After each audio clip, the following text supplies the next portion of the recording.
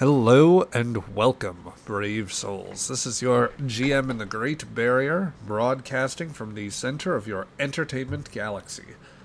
We are back today with Star Trek Adventures Aegis, our 5th episode of the season, on the shores of Ogygia. Before we do, just a couple of programming notes and shoutouts for those that aren't following on the Broken Sword campaign. We are very nearly finished with our 6th episode of the season, which means we are going to be doing our mid-season Q&A later this month. You can join us. I believe our tentatively scheduled date is going to be Tuesday the 25th at 7:30 p.m. We hope you join us for the Q&A. It will be an opportunity to ask directly about anything going on in the campaign there. But of course, you can also throw in any other general Trek questions or other nerd affairs. We will be very much looking forward to that. And of course, we'll be finishing up our Darkest Nebula episode this coming Tuesday at 7:30 p.m. Eastern Standard Time. So we hope that for those of you that want to enjoy some Klingon shenanigans, that you come along for that. In the meantime, we, of course, have a more immediate and pressing concern, and that is going to take us in to today's episode here. So would you guys just like to jump into it? Sure. All right, then jump into it we shall. And so we start with the crew being tossed back and forth across the bridge and through the console, so struggling to maintain their positions. Remora, you are struggling to maintain control of the Aegis. Shira, as you just barely cling to your chair, you hear a call from over at the science station. I can't get a readout, much beyond close range. Must have warped into an ion storm. So, quick update. Are we still at warp? The Aegis, as we get an exterior shot, is in a weird sort of zone where it is still trying to drag a subspace bubble, but it is being struck repeatedly, both directly into the sort of subspace bubble and to the hull by ionic discharges. For in the moments as you are at the edge of the nebula, still somewhat obscured by sensors, the turbulence happened mere moments afterwards. You were effectively at warp, but were engaged in sort of a sub-warp factor right now. Did they pop our warp bubble? I would characterize it as deeply unstable right now. Okay. So, throwing you back to the bridge. Are we able to push through this? Navigation says, a lot of ionic discharge ahead. If we place more power into the engines, we might still be able to press through. GM, Yes. can I get a feel of how the ship's feeling to know if that's a good idea or not? Give me an insight and con roll, and I'll call this, given your experience, let's call this a difficulty 1 roll. Remora, you've been steadily acquainting yourselves ever since you picked up on this job. You were expecting maybe a little bit more time before you were going to try and run the rapids, as it were. So with every buckle, every shearing against the hull, you feel the ship is just violently fighting you, and you're not sure how much of a pounding this tin can take. Let me know when you want me to push it, if you want me to, sir. Bridge to engineering. We're encountering extreme ionic disturbances. I think we might need to try and push through this. Do we have the power to do so? Romanov, as the engine is angrily, blinking at you and other various alarms are going off. People are just trying to, like, keep a steady hold on the gantries and monitor systems. From your own display right now, I'd say that the warp field is looking like it's in a state of extreme flux. You are something small like an insect accidentally, like, flew into, like, the path of running water. Got it. So basically, we're kind of stuck where we are, and our actual warp drive and warp bubble is helping anchor us, rather than propelling us forward. Yeah, it's, well, if we go with the fly and water metaphor, the warp bubble is so delicate in a sense, and the ion storm is creating such weight, and you are in the flow of the storm instead of being able to deliberately mark your own course, at least as things are presently situated. A couple of questions. And you know I've been playing around with this, could I modulate the warp field to help us ride it more effectively? You might be able to do something like that. I'd say give me a control and engineering roll. Okay, and then safety question. Are we at a safety corner point where I need to advise Shira that she should shut down the warp drive? Just looking at the readouts and, you know, what's hot, what's not. Like, you know, when your car's out and it's 102 degrees and the temperature's off the chart, you know, that's when you don't start the car. I'd say right now the containment fields are holding steady. If you accrue damage to the engines, which may be possible, if you roll complications, that could affect things. Okay, then I'll tell Shira, engines are safe. I've got a possible answer for this. I'm going to modulate the warp field. It'll help us go with the flow. All right, go ahead, make the change. Okay, here we go. Once again, for Romanov, that is control plus con with a difficulty 2. The ship may assist with engines and con. If you have anything that is warp field related or anything tied to warp field dynamics, that would be the appropriate focus right now. I do, in fact, have warp field dynamics, so I'm taking that. And complication range, you said, was 2 or 3? Complication range at present, well, I technically haven't introduced a trait to increase the natural range, even though there should be with an ion storm. I'm just going to spend 1 point of threat here to increase it to 2. Okay, so it's up to 2. That's what I figured it would be at. And, okay, so I've got warp field dynamics. I could blow my value, guys, but if I blow my value, I don't have it for a future big engineering problem. So I kind of throw that out to the players. You want me to blow a value now? I can guarantee 2 successes. But if I blow that, I don't have that for, you know, something in the future. I mean, what else could possibly go wrong? In Zach's game, regularly things. I mean, honestly, it's completely up to you. If this is the last roll of the Aegis, let's roll. Let's give it, you know, hit it. Okay, I'm going to hold the value off on this one, just because I can always use it later to dig us out. Okay, so I'm rolling 2 dice, complication range 2. I do have a focus. Pray for good roll. That is 1 success. You needed 2. The ship could save this. I've got the ship up. That is a second success.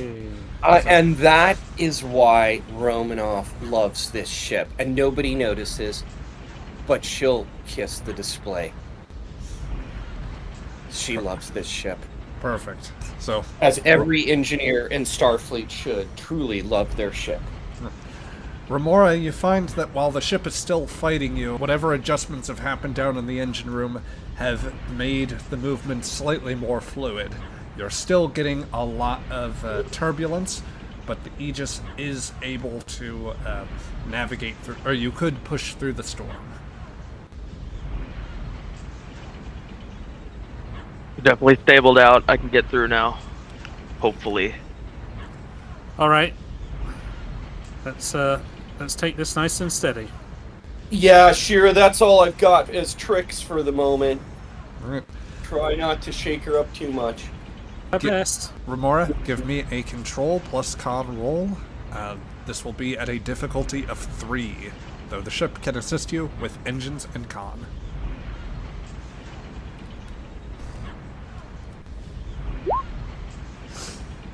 Two successes from Remora. The ship can still help. And then expend 1 point in power, please, as well. Okay, power from a max of 6 to 5 right now, right? That's correct. Okay, and that happens to be where we were when I opened up the sheet. And what's the roll requirement? It would be engines plus con once again. Engines plus con with the same complication rate. There we go. Oh, well done.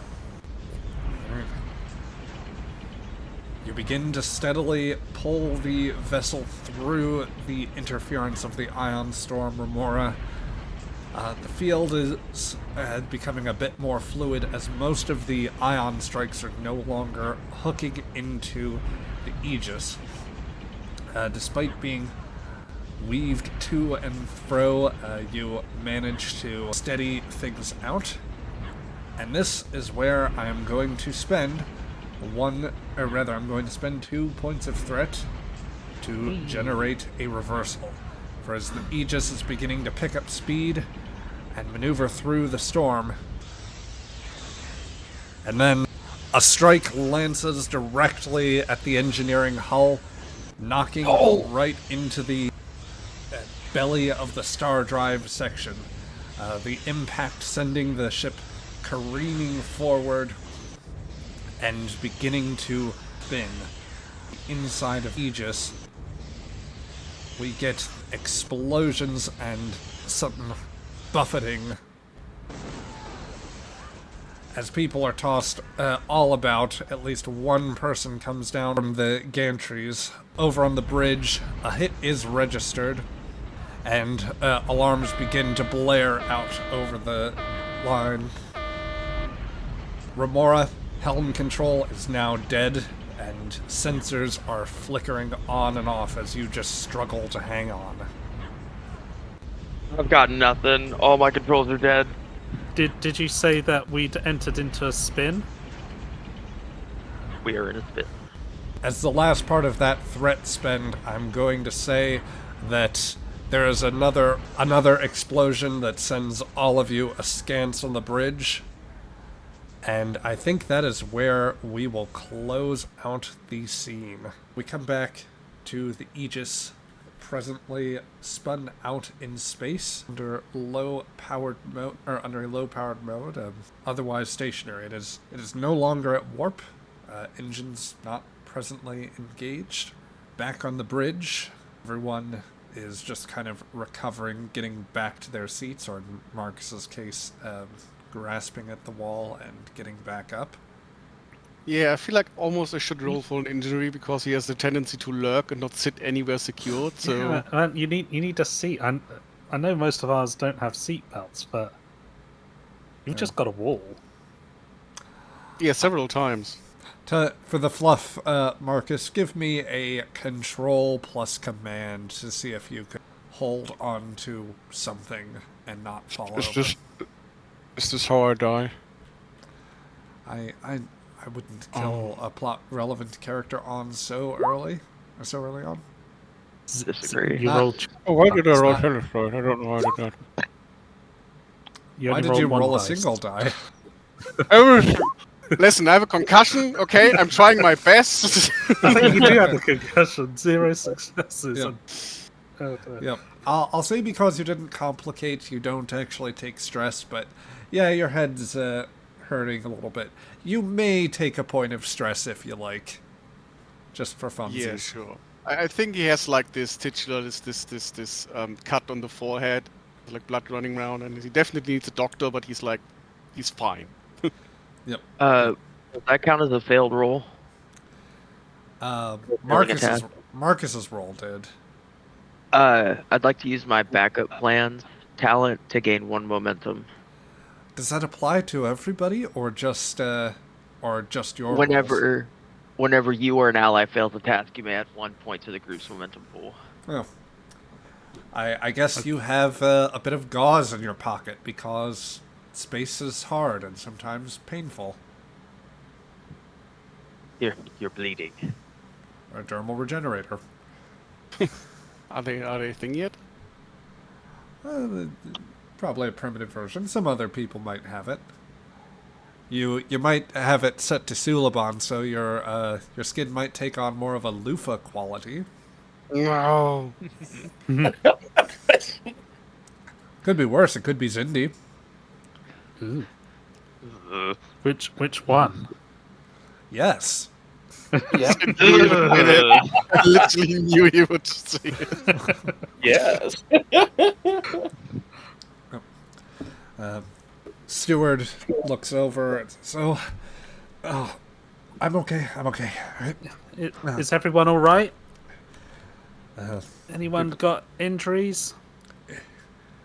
Nothing permanent, I think. Crichton is immediately looking over, like getting his earpiece back in his ear. Damage report.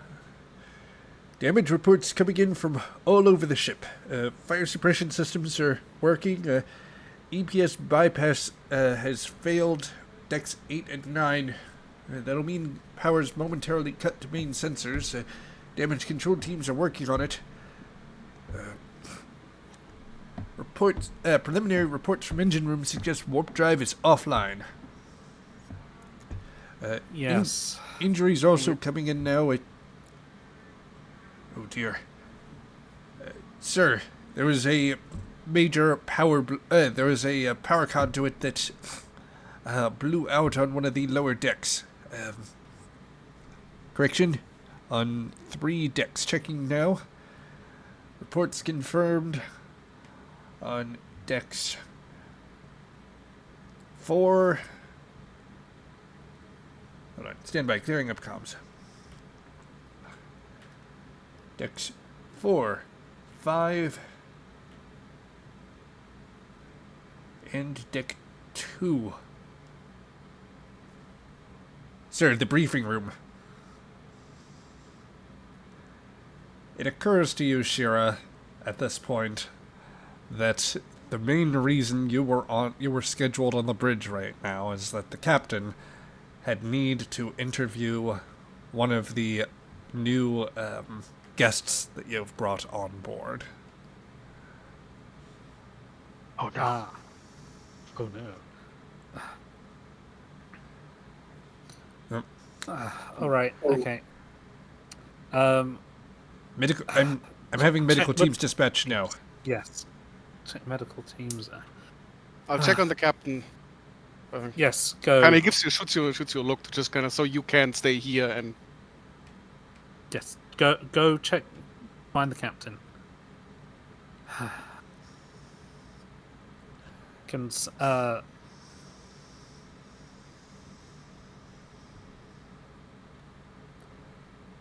All right. So, are we still being hit by that ion storm? I can't hear any sounds of anything hitting the hull, so... Let's see. Steward is going to look back over the sensors. Now, it must have cleared when our warp drive disengaged. Okay. Bridge to engineering. Yes, go ahead. What's your status? Zach, do I have a bunch of wounded down here, or? You've got some people with some burns and a few that... There's like at least one person that fell from the railing down in the engine room and is kind of knocked... is being helped up so that they can get treatment in sickbay. Okay, so we're getting some people to sickbay, Skipper. Other than that, we've got some smoke, and I'll look at the readout. Do we have damaged systems that need to be fixed? Where are we at? Romanov, as you look over the engine display, give me an insight and engineering roll with a difficulty of 1. Okay. Engineering and insight. Insight 9. Okay, engineering.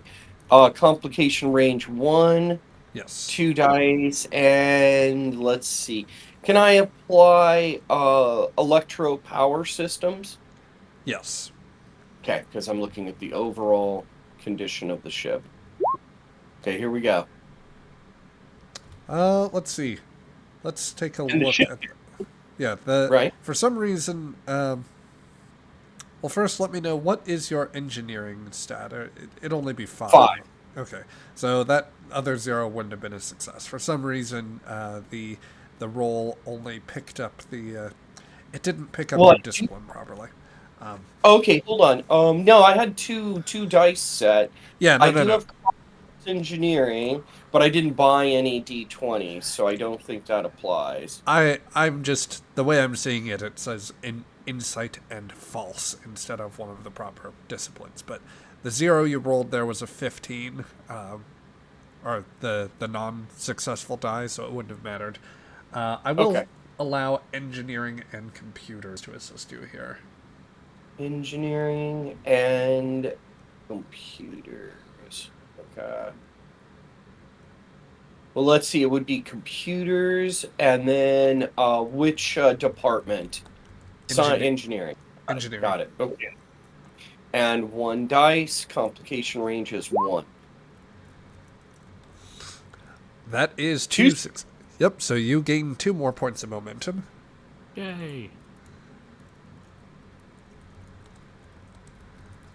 All right, so Romanov, you look over the computers and particularly check on the distressed engines. While other readouts show there are some stresses on the hull, particularly along the sections you had to patch from the last adventure's battle damage, Right. the primary issue would be the number of indicators suggesting burned out warp coils in the port nacelle. Okay, I'm gonna call that up to the boss then. We've got burned out coils in our port nacelle. Correct. So port nacelle has some burned out coils. How long do I think those would take to fix, or is that does that something that has to happen at a port? In a starbase, probably you could replace the coils 3 to 4 days if you're working fast, or if the team is extra nice. Out of space dock in the middle of nowhere, hunted by pirates and otherwise in a very troublesome troublesome region of space. A worker bee and the grit of your own engineering crews would still conservatively keep you stuck out there for months. This might be a time to say, I'll check back with you, Commander. Okay, yeah. Let me get back to you, Shira. It's not pretty. All right. If you can get some sensors working, that'd be quite nice. Thank you. I'll prioritize sensors so we know what's going on around us.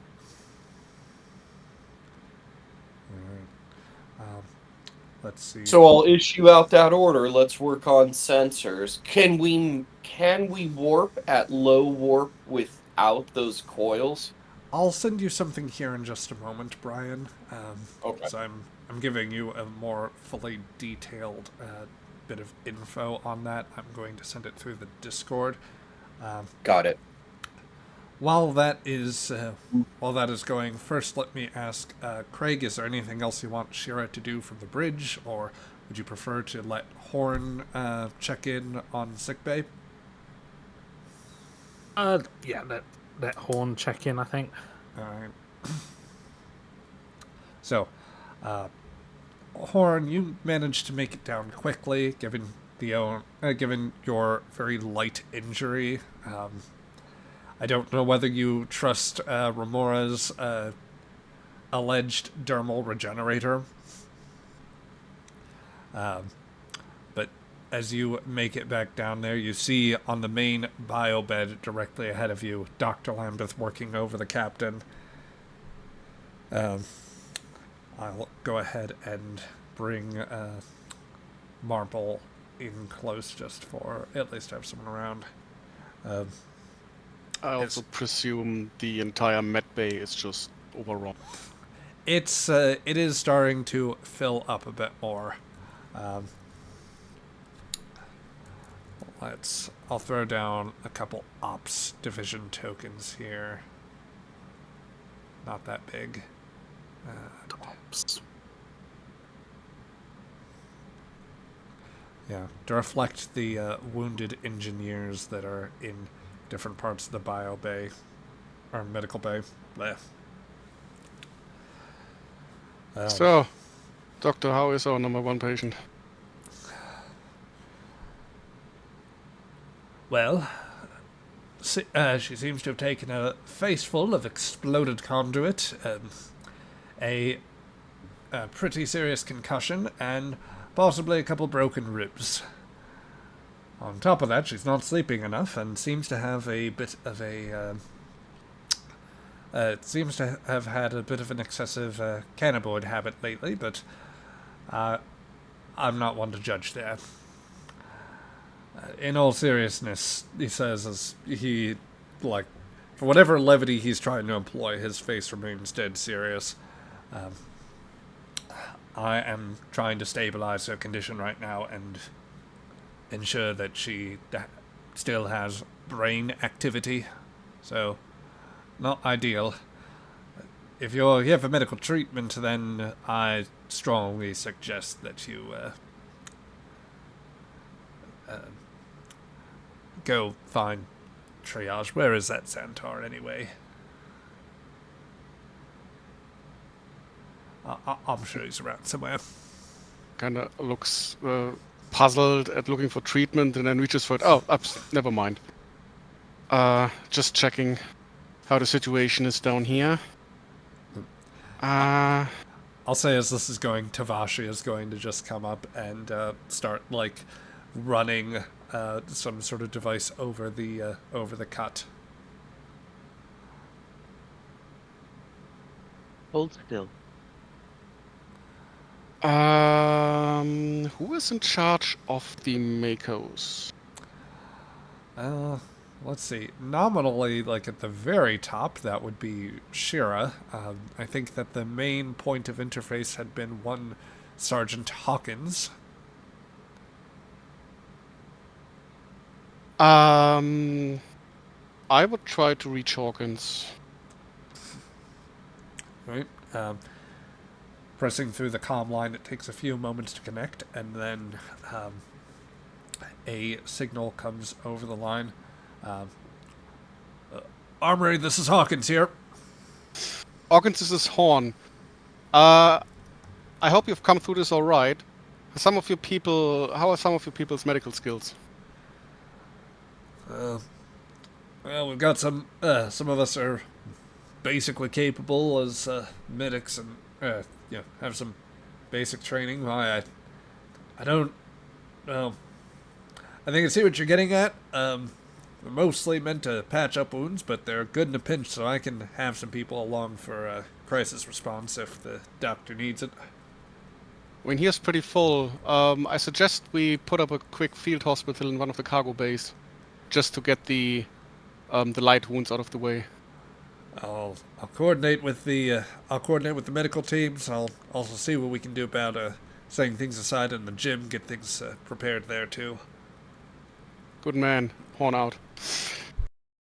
And I just let everyone do their job, kind of. All right. I assume the captain is unconscious for plot reasons.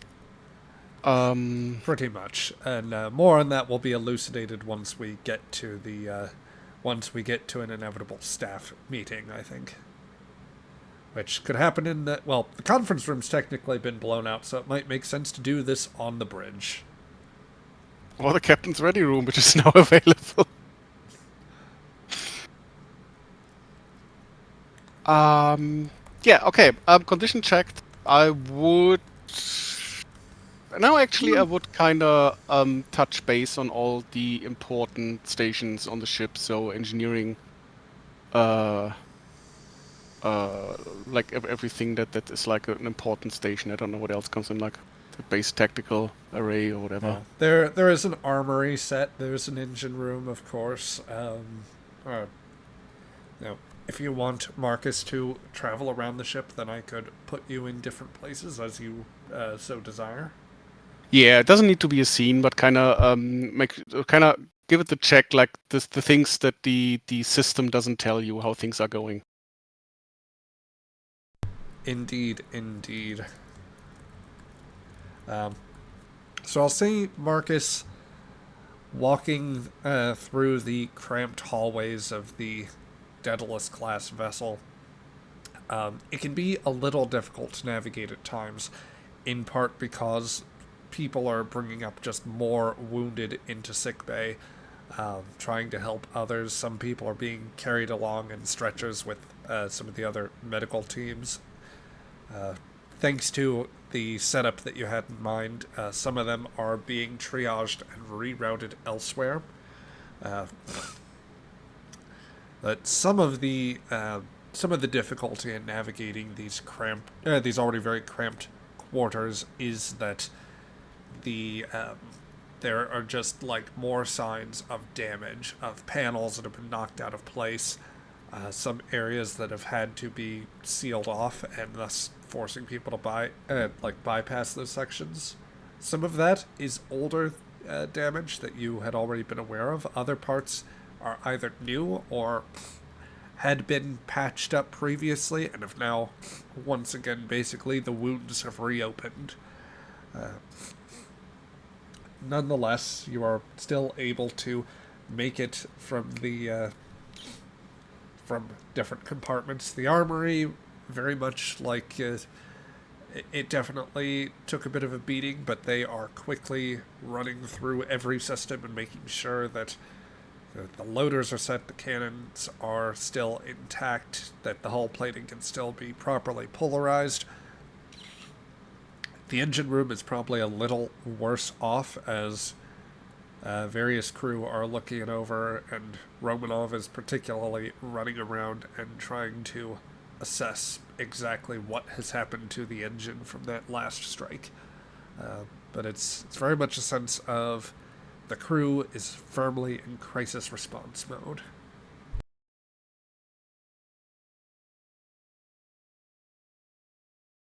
Okay. Yeah, as I said, that doesn't need to be. I don't have any particular scene in mind. Just the main thing I would note is like how the crew is dealing with it, how the crew is functioning, and if I can provide any like assistance, like supportive words, thoughts, and prayers. With the limited capabilities he has, like he would like help out in tight spots to smooth things over, to make sure things are running, and then move on.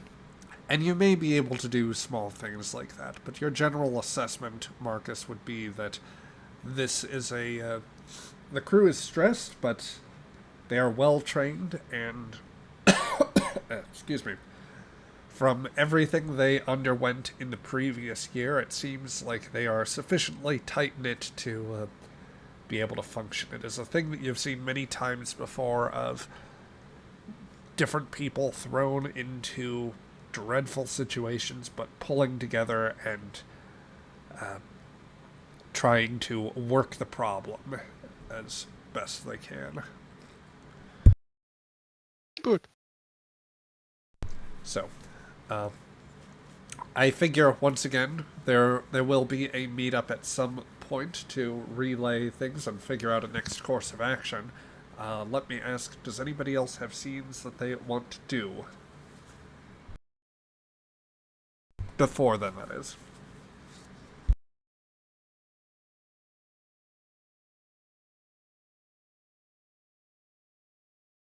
I am. Unless there's anything you think needs to be done in engineering. If I need to make a roll down there, or do I need to make any rolls? I won't have you make a roll. I'm just going to get this thing sent along too.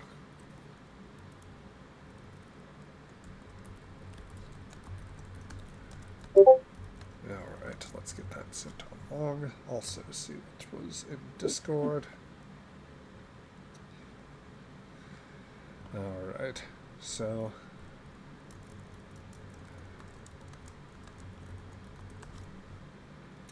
let's move this to the still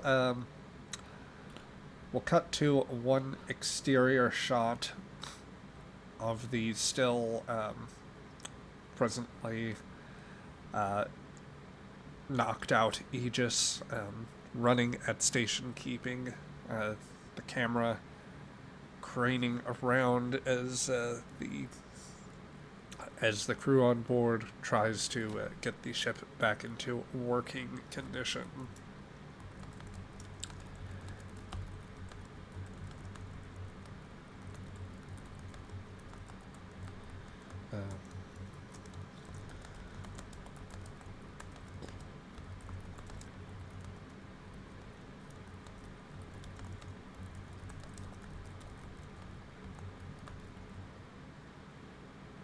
So, let's see.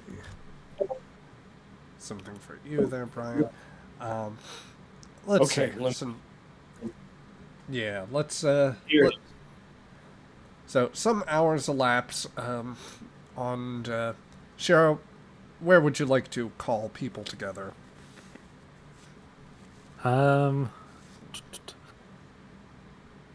probably the captain's ready room. Gotcha. All right. Probably got enough, just about enough chairs for everyone. It's got a Okay. couch, doesn't it? It has a Does. it has a small little seat. Okay. So Everyone kind of. do People you? can Is there's fight no for the doggy smaller pillow in there's no doggy pillow in the corner though. There's like 3 chairs, which I guess is fine because Marcus is used to just standing around anyway. Yeah, good. Marcus never sits, he always stands. Marcus is the wharf of this series. He does not need a chair. Yeah. Yeah. That or I'm the Riker. It's like there's no in between. They So- fused the two together and you have Marcus. I just have a bad back. I just don't tell anyone. Yep. Let me ask Shira, whom do you want in the meeting? Obviously, Romanov will be there. I'll put Lambeth in the scene because he'll be reporting on the captain's status. And then, well, you would obviously be present. Marcus would be there. Would you want Remora along? Would you trust the new helm officer you were breaking in sufficiently? Yeah, sure. And I'd probably have either Steward or Melnick in there just for, a scientist-y point of view. Yeah, I'll put Melnyuk in there.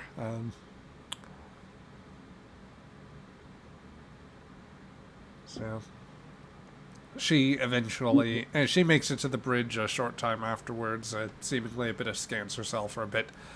She actually seems to have been bandaged up, so wherever she was, she probably took some sort of injury. I can also put Crichton in there if you would like. I'll have Crichton on the bridge monitoring things. Copy that. He can pass on any alerts which might occur. Okay, let's move everyone into the ready room. So the 5 of you are, rather 6 of you with Melnyuk are in the room. I'll say if anybody wants to take chairs, then I will let you move your tokens. I don't think anybody rushes to do that at first, if only because it is strange to be in here without the captain. Game-wise, where's the captain at, right? What is our... I know we just jumped right in. Yeah, I'll tell you what, I'll start it off with, once again coming in medias res, with Lambeth explaining the situation. I can at least say I've managed to get the captain stabilized for now. But there's no 2 ways about it. She has slipped into a coma at this point. Okay. I'm doing everything I can to keep her stabilized for now, and with time we might be able to deal with some of the neurological damage, but I'm going to be frank, Commander. I don't have what I need to. I just don't have the facilities here. Right, okay. What of the other injured? Any other serious injuries? A few, but I could probably have most of them back by the end of the week. Some of the burns are easy enough to treat. It's more, shrapnel wounds are those that are especially close to the blown out conduits. The Makos and I have been coordinating. I'll have Mr. Xantar down there right now, helping out with the situation. Excellent. It's Good. a little bit messy. Yeah, I can understand. Permission Okay, to speak. go ahead. Is Rocco okay? Oh, he was actually fine. The captain actually tried to shield him, apparently. He got a slight sprain to the antenna, so he's a little bit off balance. I wouldn't put him to work right now. That didn't stop him from trying to walk around a few times and almost causing more injuries, but a little bit of sedative handled that. Thank you. Okay. So we need to get the captain some more advanced medical treatment that we got than what we have on the ship. And to do that, we need to leave the nebula. Romanoff, how's the ship looking? Ready for all the bad news? Port warp coil has been severely damaged. Some of the coils need to be replaced. That is best done in a starport. Without that, I would need 8 weeks. I could probably get it done in 6. But we have some of the material we need to replace the coils, but not enough to completely repair it. As it stands now, we might be able to manage 1.6 with one nacelle. Oof. Melnir jumps in. We're not going anywhere fast with that. Certainly Yeah, I had to take down the fuzzy dice from my office. We're not going anywhere fast. Let's presume that those Nausicaans don't chase us, or worse. We can worry about that. They're going to have to later. find us first, right? We've been knocked to a random location inside the Arachnid Nebula. Do we know exactly where we are now? Melnyuk will chime in here. The storm has carried us outside of the nebula, at some distance from it. But we are well off our original course. Presuming any of them tried to track us through there, the storm probably wiped away any signs of our warp trail, along with taking us out here. So And in such a low-powered state, it's unlikely they're gonna pick us up on sensors unless they get really close. Isn't the nebula going to help mask us a little bit? Well, it'll make it, if it's anything like what it did to our sensors, then they're probably going to be relatively blind up until the point that they make it to the very trailing edges of it. I should say the ion storm has probably moved off at this point from their relative position, so they shouldn't be, they won't be impaired by that. However, I'd say that we were pushed off course at least 7 or 8 light years. Could you show me which direction we were pushed off course? Well, I might have some good news. At least not what is bad it? news. Let's hear If my the memory not bad serves, news. if my memory serves right, This is roughly the region of space that the Enterprise came across. And they noted a Minshara class planet relatively close by. Sorry, you're gonna have to remind me. What's a Minshara? Very habitable. Very habitable. Likely Of course. habited, actually. Of course, a Vulcan word, right? Yes. Yes. We'll figure out our own Okay, designation at some point. so a habitable world. Okay. Are we? Did they note if it was actually habited? Did they make any contact, Zach? Well, let's see. Calling up your intelligence officer role, I will give you a free little bit of information and say that the NX-01 never actually made contact with this planet. They merely charted it. But you do have the information on it, at least how it was classified with the Earth scientists. Yeah. Probably goes to one of, or I don't know, pad or monitor or whatever we have, kind of pulls up the star chart. And here it is. It was designated as Beta Zeta Beta Zeta. Okay. or Beta Z. I'm not entirely sure. Catchy. Okay, approximately how far is that from our current position? Melnyuk chimes in. The Beta Zeta system should be. That's just about 2 light years from our position, so we could make it there in a. We could make it there in a reasonable amount of time, I suppose. Actually, no, less than that, I think. Sorry, Yeah. I took a bit if of we're a going knock up to that. 1.6, that's probably a couple of weeks journey. Yeah. Immediate correction. I misplaced the decimal point. We're actually 0.2 light years from that position. 0.2. Ah, okay, that's not too bad. We can get there at 1.6. Yeah, that's doable. Okay. Right, in that case, we'll make that our goal to get there. Romanoff, take any resource you need to get these engines functioning. To do Use it. 1.6. Okay. Yeah. Got it. Remora, keep scanning the local vicinity. I don't want us to drift into, I don't know, a rogue asteroid or something. May I take a look at where we are in space? I will say first thing, the little bit of map that I posted in the Discord there, Cheesy. You're a bit southwest of, I believe, Dakala would be the star system that I've got pointed out there.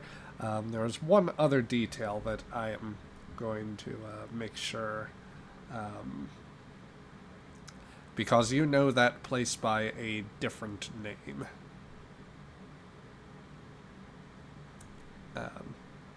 Particularly the bit in the second paragraph there. So, Remora, you take a look Yes. at the pad. I'm going to point to that planet. We're not going here, are we? This marshy planet? And I hold it up to everybody, pointing at a planet, if it's the right one. Well, it's the star system you've got. There's not actually a readout for certain as to what its environment is like. Is there a problem with that system you know about? Witches. Sirens. Witches. Okay. What? Witches and sirens. Multiple different stories. All I know is that place is... The stories aren't good. So you've never actually been there? No, just tales that me and the pirates tell each other. It's cursed. Well, excuse me if I don't take that as reliable intel. There always may be some truth in rumors, but just for the sake of argument, where's the next closest habitable world, There's the Tandaran systems. and how far are they? I know they're close. I don't know the approximate distance. I apologize. I'm not good with maps. Shira, you want to run a reason plus security roll? Yep. Okie dokie. Because that name is familiar. Tendaran, you there? That name is springing to mind. Sorry. I had Miss Marvel. I had Nurse Marvel's sheet open, not yours. Oh, So you can't do that. People don't know about her intelligence background yet. Reason plus security? Yep. Okay. And what's the difficulty? The difficulty on this would be 1. Would be 1.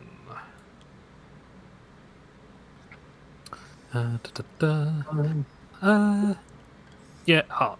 Let's see. I don't have anything which is gonna act as a focus. Can I assist? I guess you were technically there too, Romanov. You were with her on Terra Nova. Yeah. That's right. That's Okay, so you want what? Security and insight? Reason. You're remembering something. I'm remembering. All I remember were potential war crimes. Oh, I'm not remembering anything. Okay, so no focuses because I don't have anything to really applies. Romanov, go ahead and roll 2 d20s, yeah. Make this a separate roll. Okay. And I'm debating blowing a value on this. Is reading all the mission statements enough for me to make a roll? Horn, you can just take it automatically. You recall the mission reports of how the Tandarans had... okay, I did not put in determination. Well, you get a point of momentum because, Romanov, you remember, as Marcus had read the reports of how the Tandarans have... first, real quick, acknowledging a continuity error. I'd misplaced the Tandaran system initially. It is actually much closer than what I thought it was. But yes, It's nearby the Arachnid Nebula? Very near. Listen, I don't think there are 2 star charts in Star Trek that actually say the same, so I think you're good. We're okay, no matter. Yep.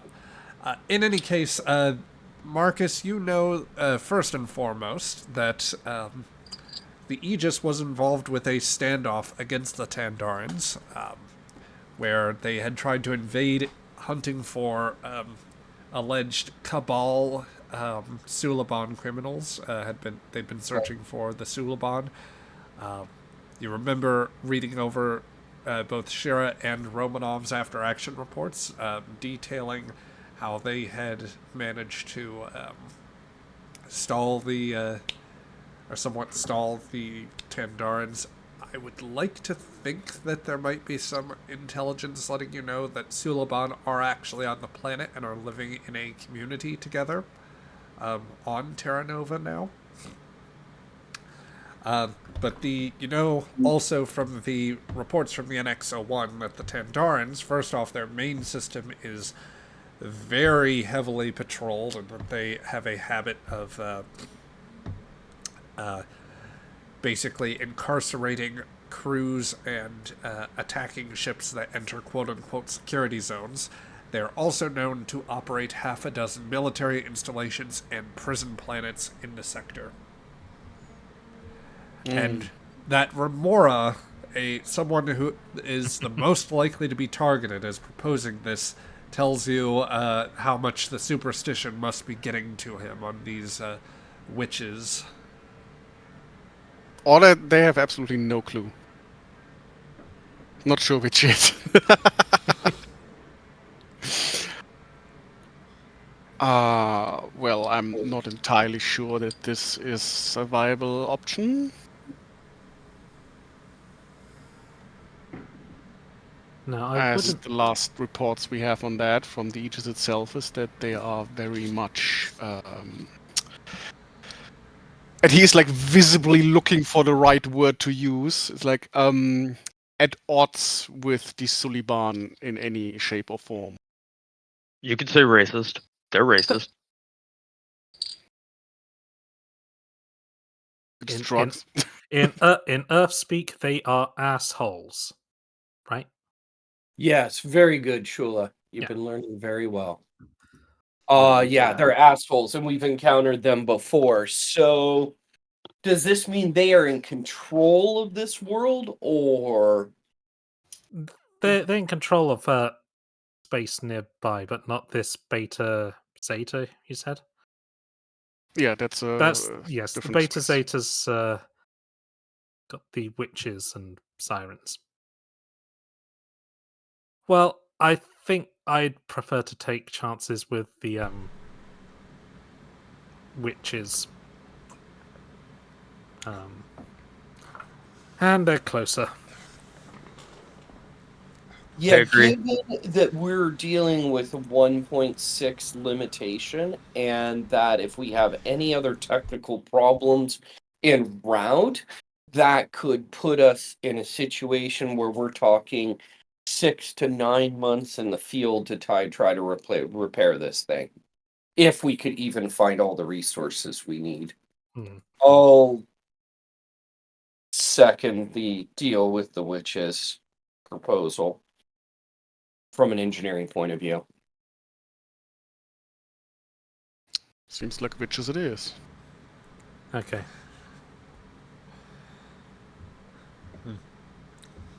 If Remora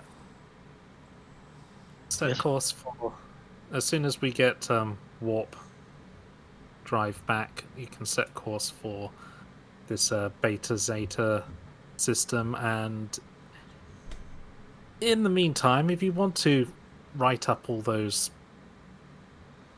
pirate tales into a report for us, that would be very nice. Thank you. I can sum it up for you right now in one sentence. What's the sentence? There be witches. They tend to feed or control on your fears and nightmares.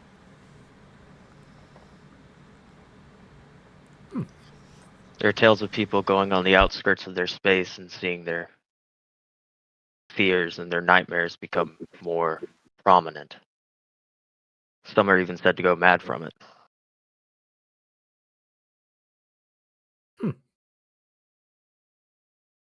That should be interesting then. Oh, So these are the friendly kind of witches that, yeah. I mean, honestly, this makes this crew singularly prepared for this. Remembering all the mission reports of the weird holographic You technology get going on. you get that sideways eye look from her. Yeah. Yeah. well, We have encountered some interesting stuff. We do know that the psychic dimension or reality is real, and we have bumped into it before. And there's often an ounce of truth in those kinds of myths.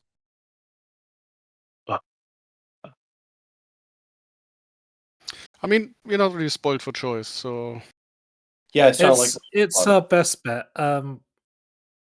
Perhaps we can also broadcast a when we get closer to the system. Perhaps we can broadcast a message, say "We come in peace" or something. That's it. Yeah, I don't know that. Assuming these witches have subspace communication at all. That's right. Well, They may just sense us with their minds when we're in orbit. I mean, if these people are spacefaring, Melnyuk chimes in, then surely we can reason with them. Honestly, I feel exactly. I feel like we're going just a little overboard with this witch talk, she says, Oh, throwing I'm in the inclined good old to. quotation marks. I'm inclined to agree. It's I am Matt, going to be the radical and stake in the opposite direction. I think that these mythological beliefs are a reflection of some kind of reality, whether that's technological or psychic, that we're going to have to deal with. Oh, I don't get think me it was wrong. These are just warnings. I would prefer the witches over the Tendarans any day. Yeah, exactly. That's basically what our choice is. it's yes. We don't really have much of a choice. So let's get underway to this beta zeta system as soon as possible. Witchland. I'll go prepare engineering to go to Witchland. Excellent. We're not You'll calling you'll that. know it because I'll put the yellow brick road up on the screen on the bridge. What is this yellow brick road? Oh, I it's don't a know. Earth. You know what? I'll suggest it for movie night, and in a couple weeks you'll understand. Permission to be What's a movie night? Occasionally, people show movies here. Yes. Okay. Yes. Dismissed, and let's get about our duties then. Yes, ma'am. Okay. So the crew sets to work, leaving the ready room. Shira, do you linger a bit in the ready room? No. Got more important things to do than snoop around the captain's room. Yeah. what? Disappointed. So, yeah. There, it is none of. I guess for Shira's part at least, you don't feel it is your place to stay here. Horn, on the other hand, starts leafing through the captain's diary. Oh, I do that every day after shift. Yeah. Well, would anybody like some scenes before arriving in the before arriving in system? So how many days do we have? I am trying to pull up the calculation, but for some reason it is not working for me, so I'm going to say it was probably somewhere in the line of days and weeks, more likely a couple weeks, in which you've effected some light repairs, but the big things remain fairly intractable.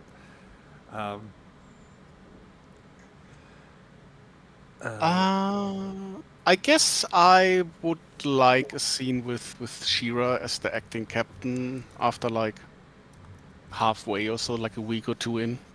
Okay. Where would you like to meet up? Would this be something like on the bridge in a turbo lift? Would you drop by our quarters? Would you insist on the ready room? How would you like to stage this? It's up to Shira if that's an option, but my ideal moment is like Shira just in the ready room, nursing a headache, going over the daily things Cap needs to sign and decide, and all the paperwork. The worst. Or something like that. Oh, that sounds fun because I've recently taken on a load of paperwork for being first officer. Now I'm first officer, armory officer, and captain. I mean, Yeah. if you're taking on the first officer, then you should have relegated. Oh, this is actually an excellent discussion point, and I'm not even saying that. Yeah. It's like Shira has just multiple roles. I can't even. Yes, you're not supposed to. Okay, let's keep it in the ready room then, and we'll say that sometime later, as the Aegis is limping along at sub warp 2 speeds. Sure. Yeah. So at some point, just the door chimes. Yeah. Here, actually, just real quick, I'm going to just to make this neat here. So, some time elapses. The Aegis still badly damaged, although minor repairs have been conducted, it is still limping along at about warp 1.6 right now. It is about halfway through the journey that we arrive, or we follow up in the ready room, where Lieutenant Commander Shira, with the comical stack of pads and a number of lines forming on your furrowed brow, that you hear a chime at the door. Enter. Rather, it would be this one. Horn enters. Captain. Enter again. Yes. We'll leave and enter again. Captain. Thought I'd find you here. Yeah. What can I do for you? Well, primarily, I wanted to give you this, and you can answer like a pad, which is a list another one. of recommendations for I lost the word as I was trying to say it, for keeping a cool head in a crisis. And it's just like various people across the ship who have done a really good job when we were after the Iron Storm to just pull everything back together and clean up and help other people, etc., etc. Oh, excellent. Good. And I wanted to check in on you as the acting captain. Okay. Well, I don't know. Probably in that seat. In that case, take a seat. So how does being a captain suit? Kind of observes all the stacks of pads and papers, probably. I must admit, I thought the first time I'd be properly in command of a ship, it would be a bit quicker. The vessel would be a bit quicker and not half falling apart. Well, And we wouldn't be several months from the nearest port. And yeah, it's an interesting time. yeah, it's never ideal, isn't it? By the way, I was wondering, who did you appoint as a temporary first officer? I haven't. Any Ordinarily, particular I would reason why? Well, ordinarily I would put Alaska in second command. She's already had plenty of bridge experience, but I need her focused on keeping this bucket of bolts flying at the minute. Well, but as you are well aware, there is reason why there's a captain and a first officer. There is, yes. Mostly for dividing duties, and he like points to like one of the stacks, and also to like deal with some of this, so that the captain doesn't have to deal with all of this. I'll admit that is getting worrying. Yes.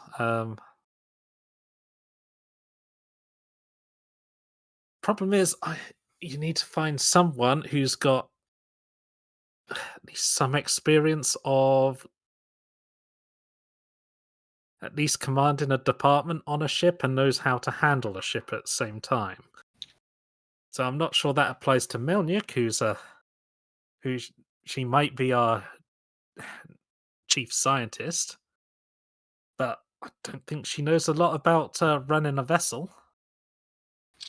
Same with Dr. Lambeth, fine doctor as he is.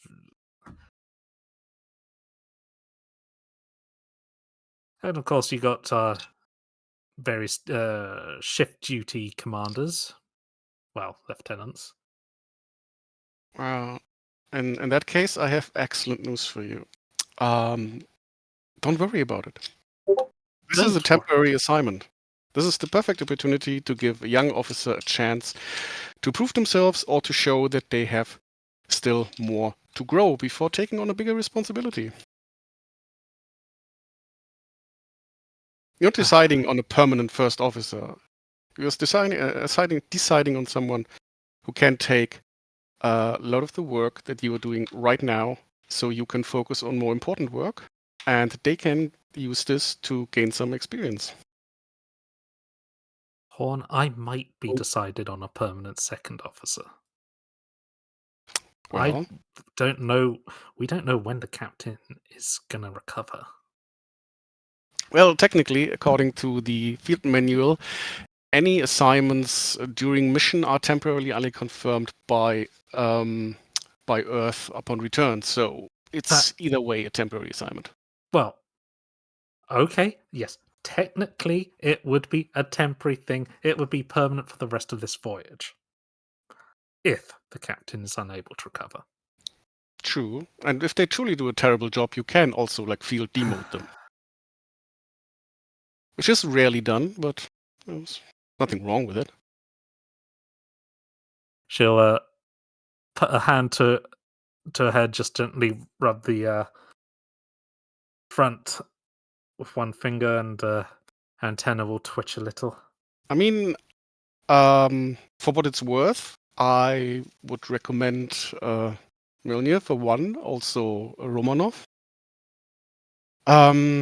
Also, I'm pretty sure she won't be happy unless she can spend most of her time in the engine room, but desperate times. I suppose we could perhaps split some of the first officer duties between Melnyk and Romanov. That is also an option. And he's kind of looking at you, and there's like, you're not exactly sure what the expression is, and I'm almost terrified to ask. Did you ever designate replacement armory officer when you were promoted to first officer? No. That might also be something to decide. Yes. He's deliberately not pushing this argument further because he knows exactly what you're thinking. I like to fire the guns. Okay. No, you're right.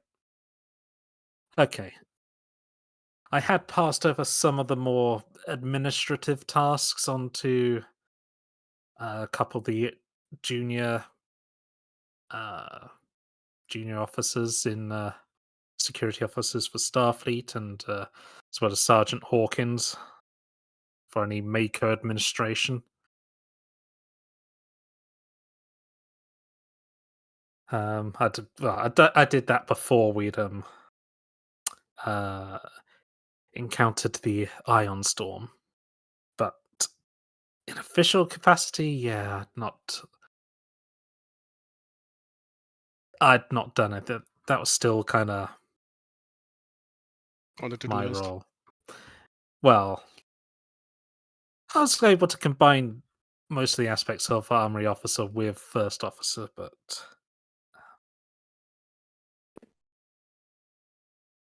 yeah, doing that and Captain is perhaps not the best if I may, choice. First rule of leadership is you can't do it alone.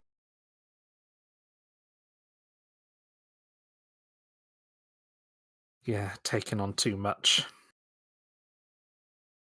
Exactly. We need to focus you on the big picture. That's what the captain does.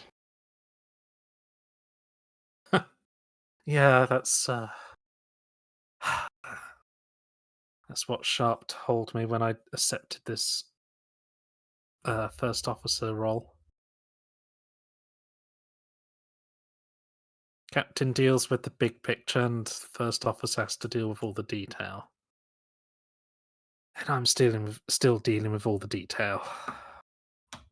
Yeah, and you're having a terrible time with it. If you don't mind me saying. No, I've been having yeah, it's terrible. Yeah. Her antenna will twitch a bit as she glances towards the pile of the data pads.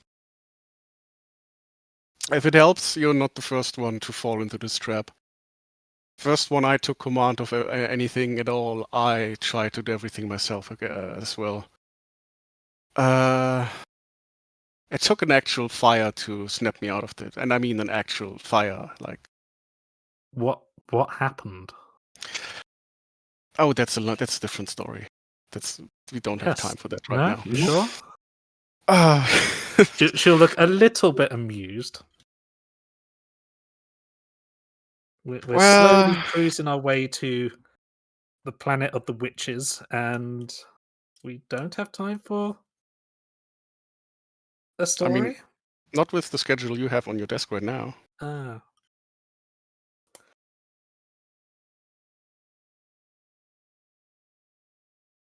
I was in charge of a science team. By not being a scientist myself, I had proven that I could keep a cooler head when everyone is having a different opinion on what we should focus on. Oh, so And essentially their manager. yeah, the handler. I would even go say handler. Hmm. Conflict resolution. And as the mission progressed, more and more. Well, I would say more responsibility fell to me, but quite frankly, I took it because everyone was just making incredibly childish decisions, which I now realize were made out of passion and genuine care for their chosen subjects and where the mission was going. And one thing led to another, and at some point, the one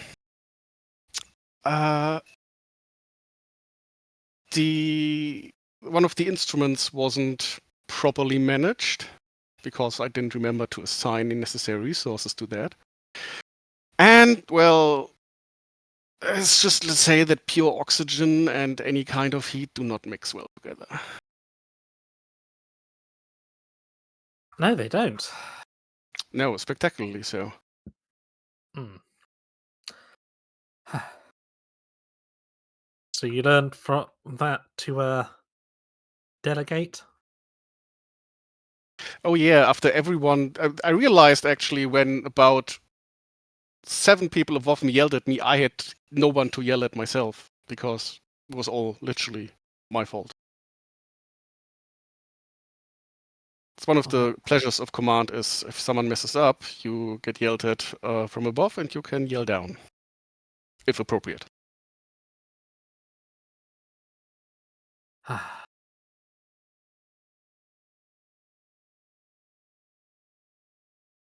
I don't like yelling down. Come again? I don't like yelling down. Well, sometimes people need yelling. Yeah. Yelling up at your commanders, that's more fun. Oh yeah, but the consequences are so much more dire. I think in the Imperial Guard it's more expected. There's a bit more leniency there. Well, the only The guard officer. understanding is that Andorians tend to be a bit more passionate in their viewpoints. How And then very put them Tellarite of across. you. He just literally just looks at you with just like a grin. Well, that is a similarity between Andorians and Tellarites. Although Tellarites do seem to have far better at insults.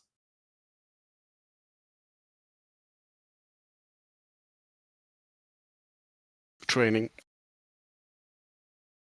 Also, different topic. What do you think of our new helmsman? If I can call it that already. Remora? Yeah, seems competent. Unlikely to crash a ship, so yeah, already has the makings of a good helm officer. Yeah. Still Wondering not how sure they held whether up to under that. entirely trust them and the other two which came over. Yeah, that's a more difficult question. I guess we have to observe. But I've seen nothing yet that would raise any eyebrows. No. And nor would there be until it's too late. Well, that's what I'm here for. And like, in Horn's mind, and Romoro knows this, that like, Romoro has probably met Horn an unexpected amount of times. It seems random until you start counting, which I'm not sure they've done or not. Just montage of the counter where it's like passing him on his way out of his quarters. There for breakfast, lunch, and dinner. Yeah, in the gym. It's always perfectly good reasoning why he's be there. Yep, just a ding every time the counter goes up. Yeah, but nothing suspicious so far. Let's hope that's... Well, I'm hopeful there'll be a productive member of the crew. So, should I call anyone in particular for delegation of first officer duties, or would you like to think on this some more? I think we'll get Romanoff and Melnyk to take on some of the responsibilities, at least to work through a few more of the backlog of. She'll point towards the data pads. That sounds like an excellent decision that a captain would make. Thank you. Well, anything else you guys want to do here? No, I think that's a good point to close out. Fair enough, fair Yeah. enough. Any other scenes the rest of you want before we arrive in the star system? Yeah. I wanna call engineering, have a all hands meeting when we can, real fast in the engineering room. And I want to bring up those people who have been up here for psychic events. Like the crew that was here during other events we've had. A proper scene, that is, or do you just is this something that you're just doing with your? You don't need to pull up the thing. Well, all she's gonna do is just kind of say, "Look, we may be heading into a situation, and we've encountered this before, where there are psychic influences, and I want everybody to know we've all lived through them, and we've been okay. So, once we are in orbit, be aware things could try to influence you if these rumors are true, and there are alien species out there we have know nothing about and may have capacities along these lines." Okay, yeah, I think that the trigger warning is much appreciated, and some of the crew are unsettled. And I what I will say is, look, it's worse to find out about this as it's happening. So what I want you to do is rely on your training, and if you feel you're in a situation where you're not sure what's going on, or you're not sure what you're perceiving may be real, just slow down, take a moment, and breathe. Okay? We've all made it through it, and I'll gesture to some of the people who have been here, during our unusual situations where this kind of stuff has occurred. And I'll see if I can get any of them to speak to sort of settle down the others. Yes. I think that there will just be talk of Mr. Crichton and how he can, to this day, is concerned about a frog singing. Yes, that is true. Yep. Oh dear. Yeah. Let's see. Can I Otherwise- try to make... Okay, that's fine. That's all I was looking to do, was just prep engineering that, we may be walking into a situation like that. Yep. Remora, is there anything that you would like to do before we arrive at our destination? Pray. Very good. Prayers are noted. And For all you know, God might answer. But until then, we cut to the Aegis having dropped out of warp and entering the system they have classified on their maps as the Beta Zeta or Beta Z system. And as they near a particular planet, ships begin to drop in very close to them, approaching at range. They're roughly, they're like a very rounded sort of arrowhead shape with a fairly bulky. They're probably a little larger than the Aegis's star drive section on their own. The Aegis is still slightly larger, but they are, the way that they are built, they are effectively also scale 3 ships, just for your reference here. So a little shorter. Sorry, is anyone else hearing the X-Files for you? Yes. Yes. Yes, I'm sorry. No, it's perfect. Yes, okay. Yep. Since we're hearing it directly, it's like, what is happening? Oh, I hope that's not enough for DMCA. No, you're talking over it. You're fine. You're fine. That's okay. Yeah, GM trying his best here. But yes, on the bridge, you all feel a weird, ambient, spooky sensation as you see the ships of what Remora believes to be these witches of Beta Zeta or Beta Z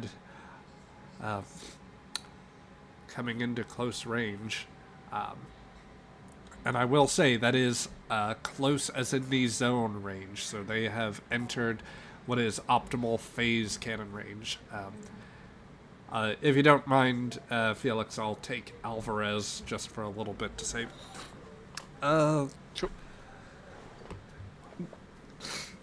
Captain, we've got 3 vessels on approach. They appear to have raised some sort of EM shield system, and I believe they are charging what appears to be laser cannons.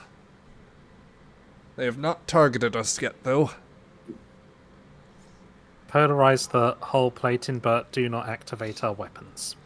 Ensign Crichton, can you put out a hail? Hey, sir. Lieutenant Commander, would you like me to drop to stationary speed? Yes.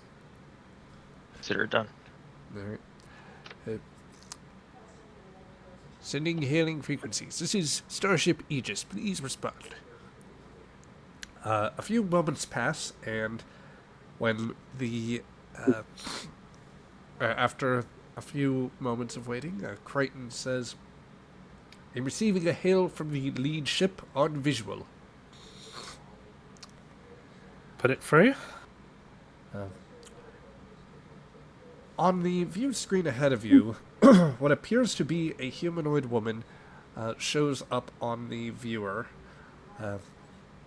She looks to be of a, very similar to most humans that you have actually seen, Shira. The resemblance is honestly a bit striking in some ways. Wearing her hair short, but in a very professional sort of manner, and in a sort of eggshell blue type uniform that seems to flow there seems to be some sort of interesting flow to it. There's not a bit of it out of place, and a small silvery badge of some sort, an insignia that you don't quite recognize. The thing that is most interesting about her would be the look that she greets you with. Her eyes are just... there's something very deep about them. There's a depth to the look that she gives you. Like, there's a... it's...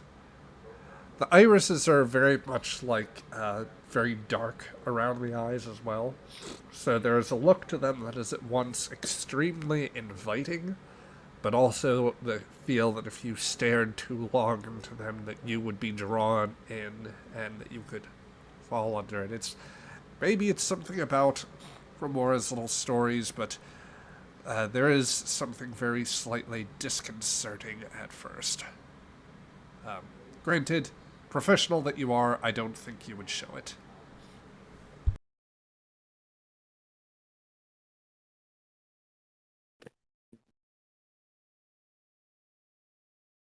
Greetings. I am Lieutenant Commander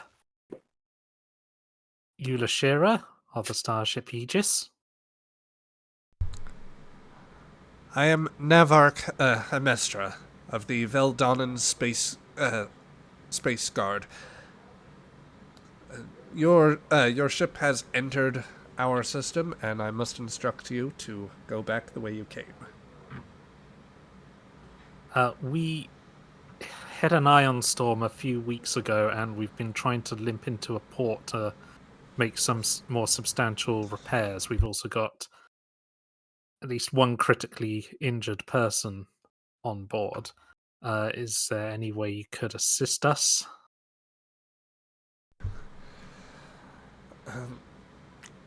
I appreciate your situation there, but our system is sealed to outsiders. I'm afraid that, simply put, I don't think I could authorize that, or that it would be authorized to let you through.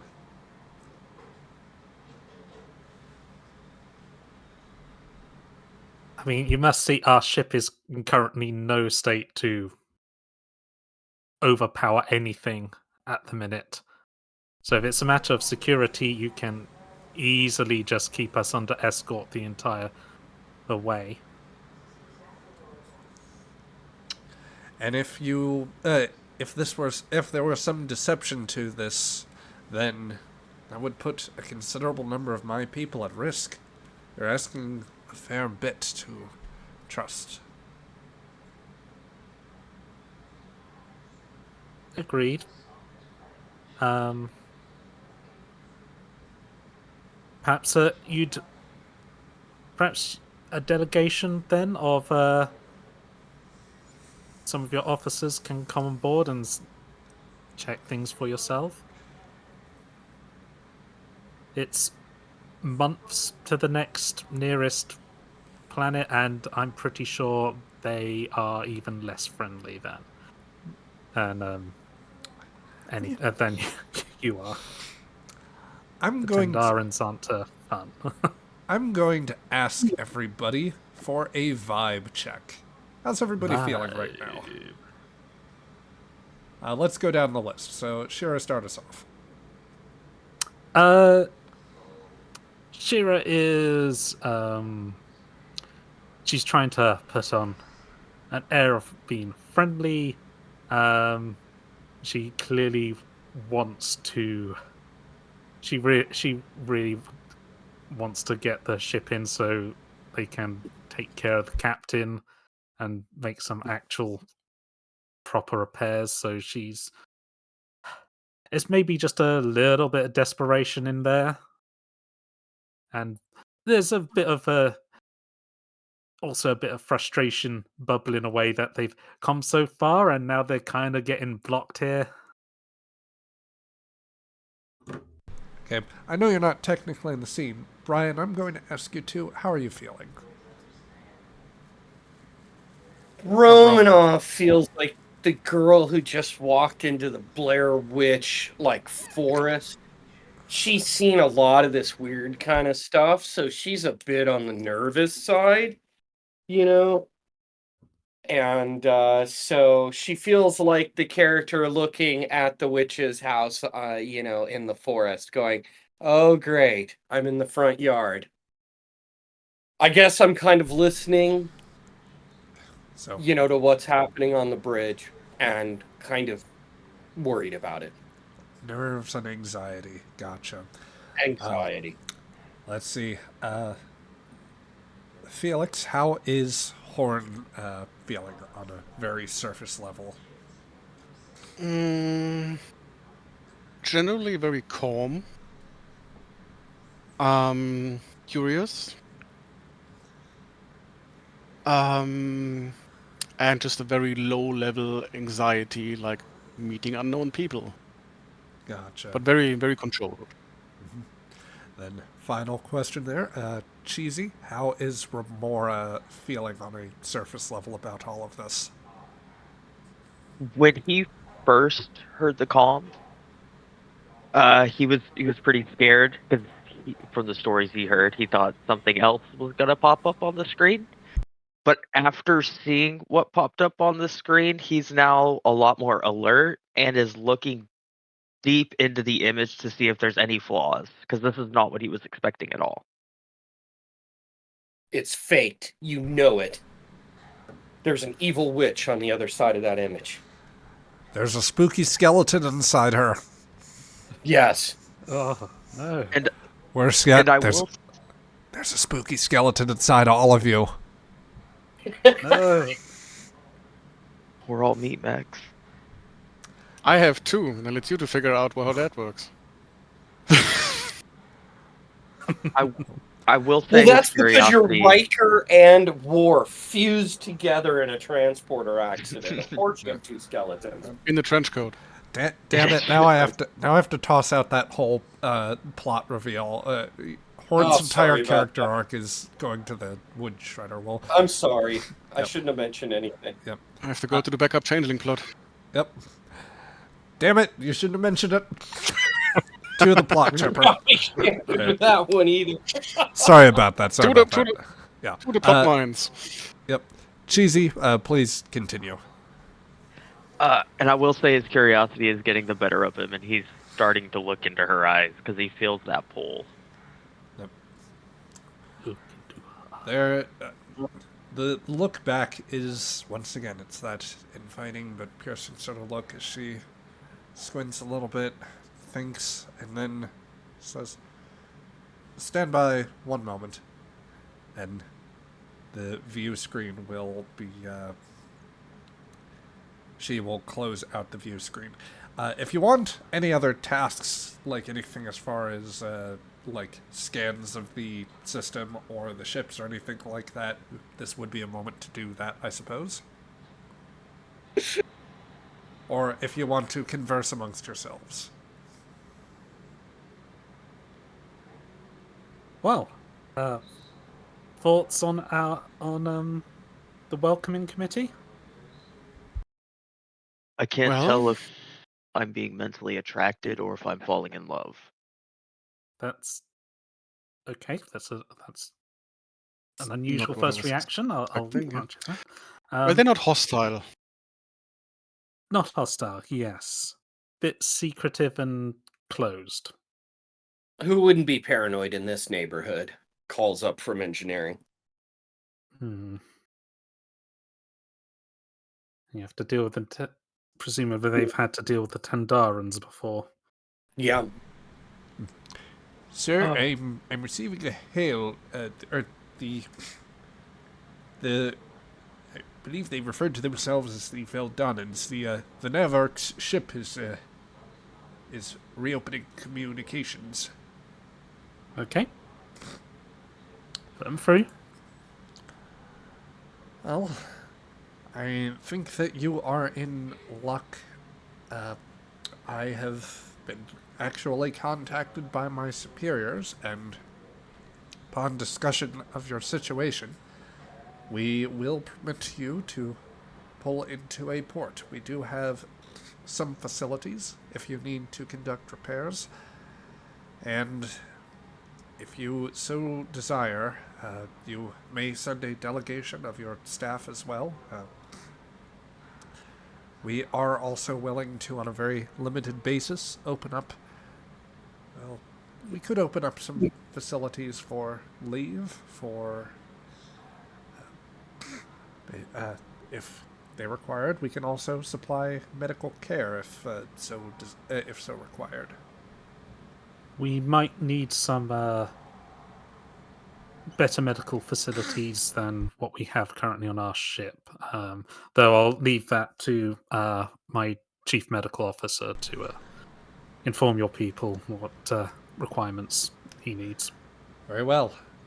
We shall escort you to we shall escort you to a safe orbit of our world. Welcome to, yes, on behalf of my people and my government, welcome to Veldonna 5. Thank you. Helm, match their speed and course.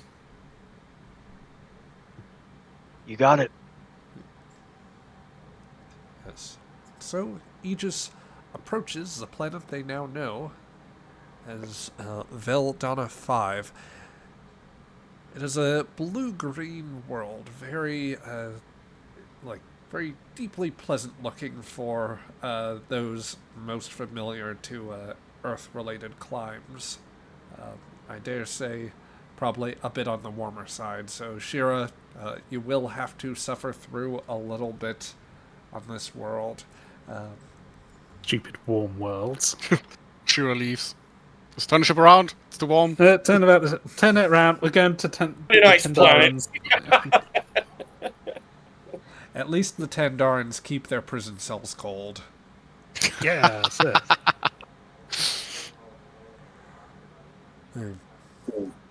But, yes. The Betazoid, or Beta Z, or Veldonna 5, depending on how you classify it, it is a very calm, pleasant. I'd say that a good bit of the inner continents are generally more temperate, but it does also have some significant tropical zones. There's the world, based on what Melnyuk will initially tell you, seems to suggest there's a very gentle sort of. It appears that there are some urban areas, but that they are heavily there seems to be signs of dense implementation of greenery sort of throughout. There's quite a considerable bit of agricultural land. This is probably one of the more sort of well-maintained planets, particularly for a homeworld, one that shows less signs of scarring from industrial development compared to others. No signs of nuclear war that happened in the past century. No signs of greenhouse effect running out of control. Yeah. They seem to have been fairly smart about it. But you are nestled into one of a small handful of orbital gantries. They're not too dissimilar from the Earth-style gantries that you'd have as you enter orbit. Once it is in position, and Aegis is given the all-clear to disengage their engines, umbilical supports, latch onto the docking ports, which are thankfully compatible. The clamps are extended to help maintain the ship at station keeping, although it does also mean it would be more difficult for the ship to depart. Let's see. There is, I think, after some time, there is an offering to meet in the airlock for at least the initial delegation. Yes, absolutely. Expect all our senior officers to attend. I hope everyone read the brochure about first contact. Yes, this is the first time we've contacted the Veldonnan people, which I'm sure is a name that will definitely catch on, and they'll never change it to anything else. Yeah, certainly a human-centric universal translator would never, ever reclassify it based on someone else's star charts. I mean, to be fair, that's how language works. Like, Germany is not called Germany in every other language. Certainly not. But yeah, I know what you mean. It's like, how rude of them not to be called Betazoid. Yeah. In fairness, your translators have not been programmed by any such group of people. So yeah, that's it's its own situation. Let's see. just bring in Melnick here. Alright, so senior staff assembles at the airlock. We will go ahead and transition everyone down to the airlock, where a yeoman is by blowing the usual whistle to allow, to signify the entry of another delegation aboard the ship. As the airlock is pressurizing, a small group steps through. First, there is one face you recognize, in the same sort of blue uniform, the Navarch, whom you know as Semestra. Another woman of a darker complexion, shorter hair, but the same sort of blue uniform and the same sort of dark look in her eyes, steps aboard, and they both give you a very slight bow forward and a nod of their head. You would be the one back here says, you would be the representative of this vessel? Yes, I'm its temporary commanding officer. Oh, pleased to meet you. You have met Navar Camestra, of course, but an introduction is in order for me. I am Proxima Callus. Pleased to meet you, Proxima. I'm Lieutenant Commander Eula.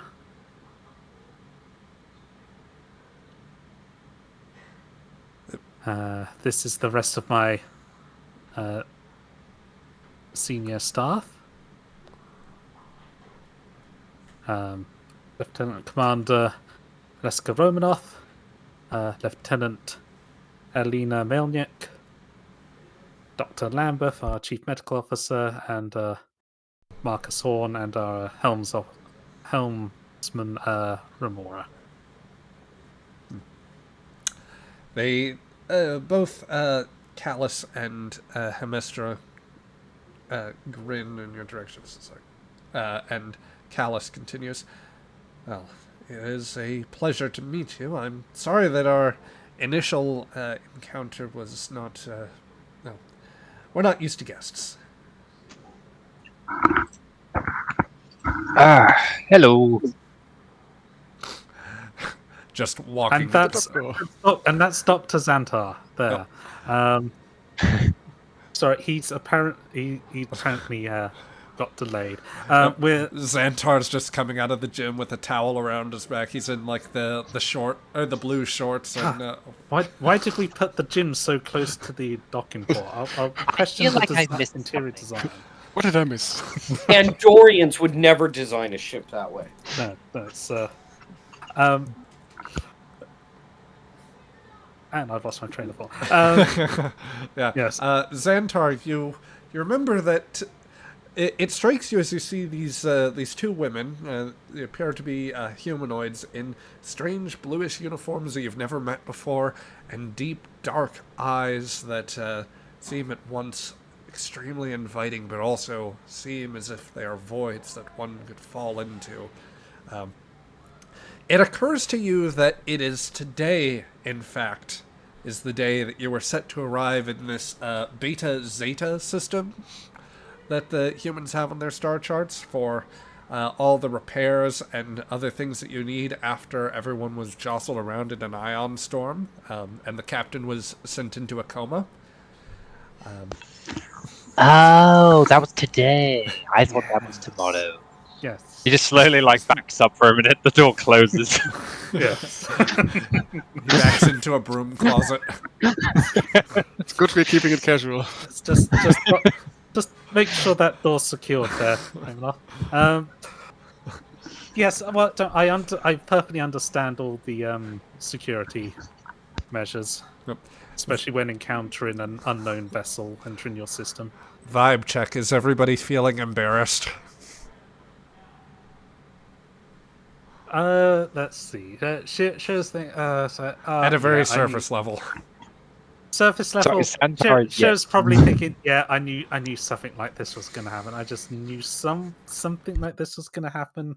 First meeting with an alien species never met before. Not even the Imperial Guard have met before, and I knew someone was going to do something vaguely like this. I knew it. Anyone else want to chime in with unique thoughts or vibes to that effect? On a very surface level. Welcome to Aegis. This is Tuesday. That's her thought. Not necessarily embarrassed, but like exasperated. It's kind of similar to Shira's. Like I knew something was going to happen, but I did not think it would. This was going to happen. This is when like the Borg show up and just completely like. No, We we've don't already dealt with the Borg. Oh, Don't think about the Borg. Just But don't then do they it. know that we think about the Borg. Don't think about the Gornborg. Don't. Yeah, I was about to say. So we're not supposed to think about. we definitely don't want to think about that. Yeah, so the Proxina Callus, she's going to just smile and maybe a very slight suppressed chuckle under her breath, saying, well, I must admit, my own train of thought is a little bit off on that too. Suffice to say that, well, maybe not all of your crew needs leisure time. This, if you would like it, I think that we could arrange something more, but I want to understand top priorities first. Or I should explain myself a little bit. Where the Navarch is a commander in our Space Guard, I am present on behalf of the Council of Ministers here. I'm essentially what you might call a diplomatic officer, and after having received the preliminary bit of information and understanding your plight such as it is, I have been tasked here to represent their will in all matters here, and to also extend a good faith opening here. So, your delegation is, of course, welcome down on the planet. There are a few sites that you could look around. We are willing to allow any crew that you so wish to come down and see it as well. With your permission, of course, we can supply repair teams to assist you and could work out possibly some exchange in terms of technical parts and equipment, depending on what you need. We are always eager to trade for some information of far beyond. But I understand most pressingly there are some medical needs that you would have. Yes, specifically our commanding officer, Captain Sharp, took a very serious injury when we were initially hit by the ion storm. She's been in a coma for some weeks now, and the medical facilities on board the ship just aren't sophisticated enough to properly help with her injuries. So, with your permission, we could move her and our medical staff into into one of your operating theatres. You can liaise with Dr. Lambeth and Dr. Xantar. She raises her voice. Here. Yeah. It's like muffled from behind the door. There's a twitch of annoyance from her antenna there, and yeah, and anyone who might be picking up on emotions will feel a twitch of annoyance go through. go through her. Let's face it, they could probably read it off her face. Oh yeah, it's We're it's pretty there. familiar with you. We know your twitches. Commander, you can put the knife away now. I think Horn has completely transitioned into amusement. Yep. So they'll be able to talk through medical needs, I'm sure. We As can, for, oh sorry, we go can ahead. arrange a medical craft to come up immediately, and we can see to it that your whatever medical teams you wish to send down, both for her, the captain's care, as well as for other needs to recuperate, can also come down. We can assist with any other injuries that you may have, although that seems to be the only one. At least of a major note, I would seem to think. In any case, we can definitely handle that. You had other needs, however? Yes, if you're willing to help repair the ship, I'm sure you can work with Lieutenant Commander Romanoff here, who I'm sure has got a large list of things that need to be fixed on the ship. This is true.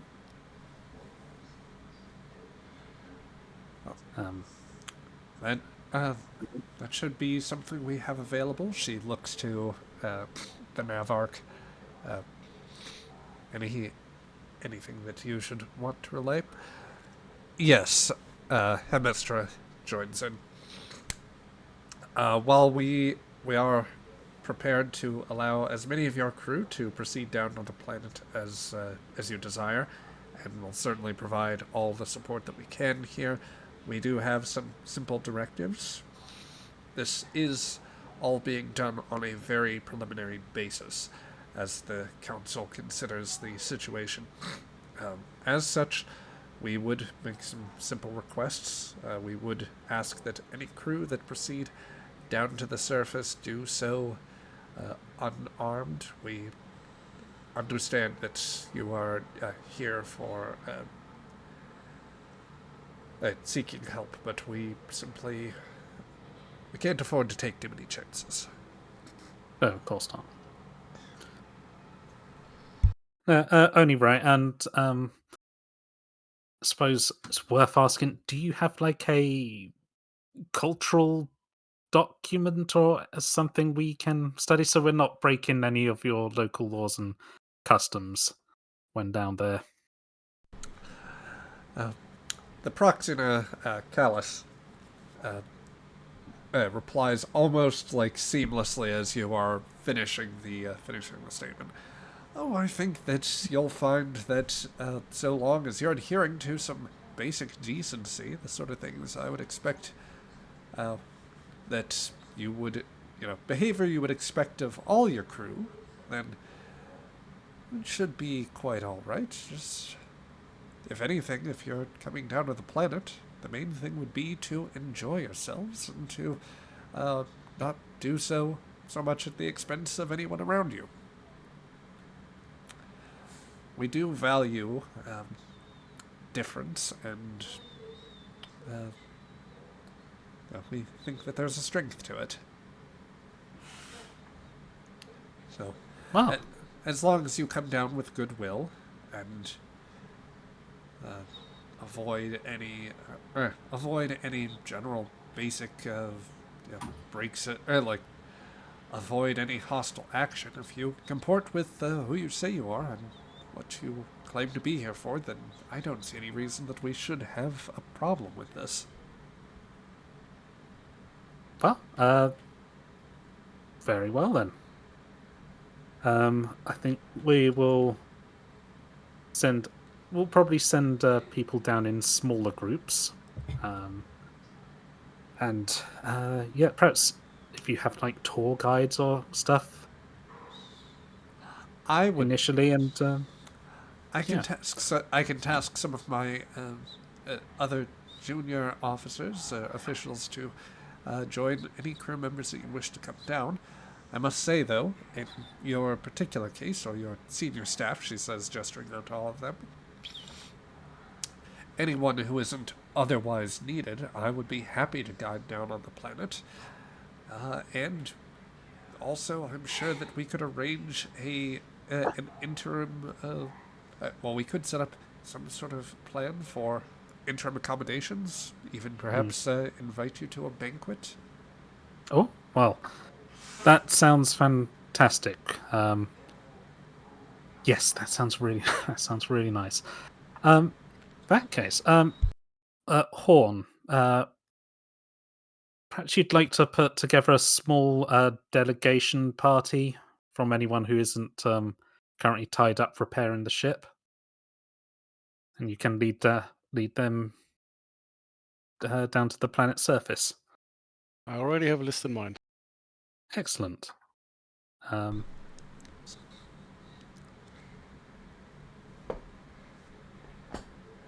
All right. Well then, with all of that, I guess arrangements will start being made, and Callus will say, "Very good. I look forward to having your party come to join us, and I look forward to spending more time with you, Commander, Mr. Horn." Jill. Likewise, I look very much forward to this. Yeah. Just kind of look around. Well, let's get this point. Everybody give me an insight plus... I'm going to call this insight plus command. I was going to ask for an insight check, just to, Yep. But yeah, we're doing one anyway. Excellent. Good. Remora, this will be a difficulty 3 roll for you. Shira, I think this will... Shira, Romanov, you will have this at a difficulty of 2, Horn, a difficulty of 1. Okay. Any Can focuses Xantar roll? apply? Back Like from behind the mental door? discipline, deception. I have got no focuses for this whatsoever, so let's just... So let's see. Horn, I am going to say that your you definitely have applicable focuses. Okay, and this roll is... Uh, What is the stats for this roll again? Insight hear plus that. command. Insight. would Xantar be able to incite something from behind the door? Yes, know, your own yes. shame. Difficulty I have- at a difficulty 3 roll, but yes, Xantar, you could roll from inside the Could I- closet. You Is can, it you can determine possible- by the tone of their voices. Yes, I do have counseling as a focus. Would I be able to apply that? Can counsel yourself. I don't think so. Fair enough. I thought I'd give it a go. And this is a difficulty That's 3 fair. roll? Zach, I have an idea for the complication. Would Do- write do- you, let me know if that's okay. Yeah, go ahead and send me a pitch for that. It was a difficulty 2 roll. For Shira, yes. So the only person that has well, let's see. No, Romanov also. You have it at a difficulty 2. Insight. Okay, I'll roll it, but I think this is probably going to be a disaster. Okay. If everyone insight else's and- roll is, yeah. We're so good at this. No. Yeah, cool. Stand I up, could well done, spend good. momentum on it, but I don't think we want. Don't worry about it. Just Yeah. embrace. You got Ah. 2. You succeeded. Wow, I got 2. Yes. Okay, so let me walk through a little bit of this. First, Romanov,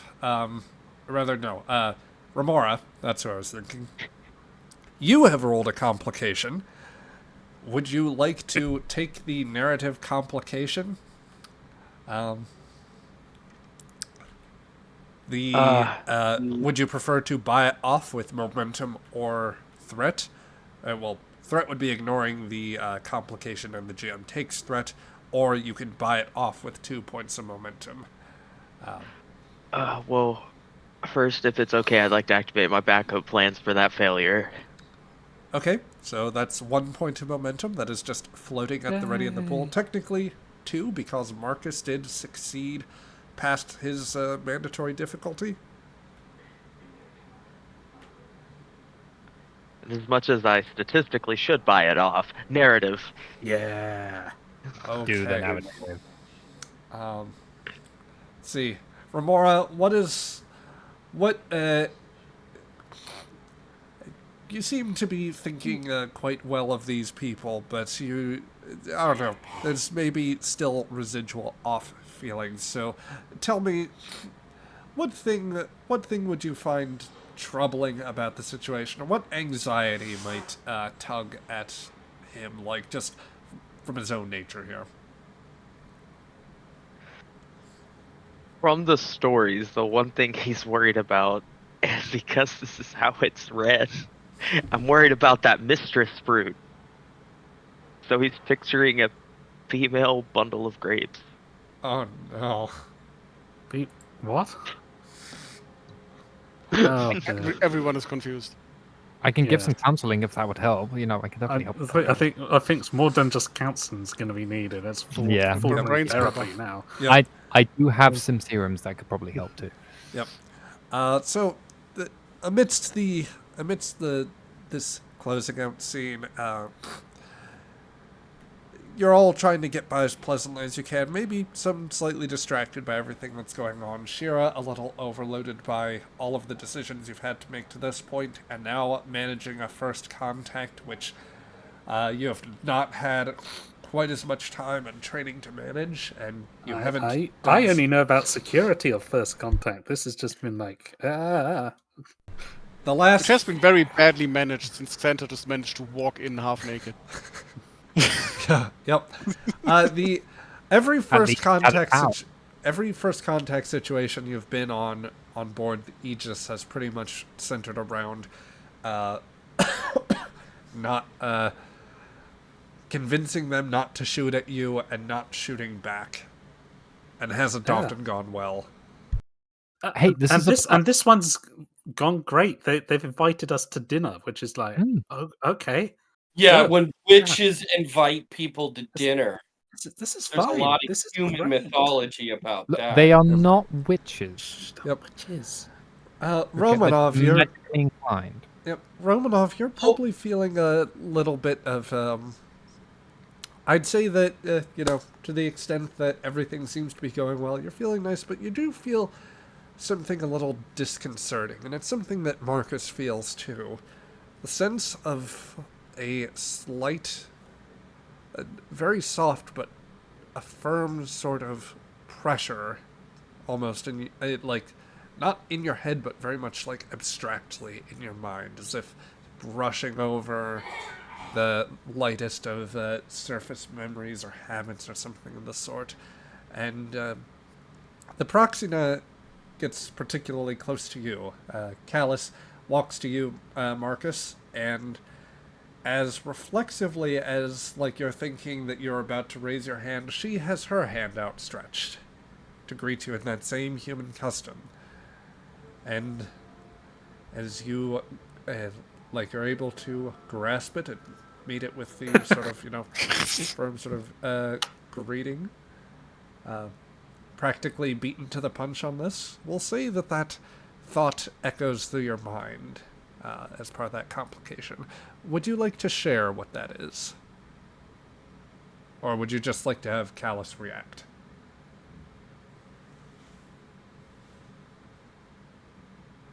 Me?